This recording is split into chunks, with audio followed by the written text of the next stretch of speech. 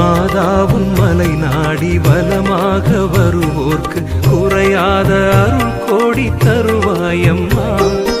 அளவில்லா உமதன்பில் ஆனந்தம் அடைந்தோரை, அளவில்லா உமதன்பில் ஆனந்தம் அடைந்தோரை இயேசுவின் திருநாமம் மகிழ்வோ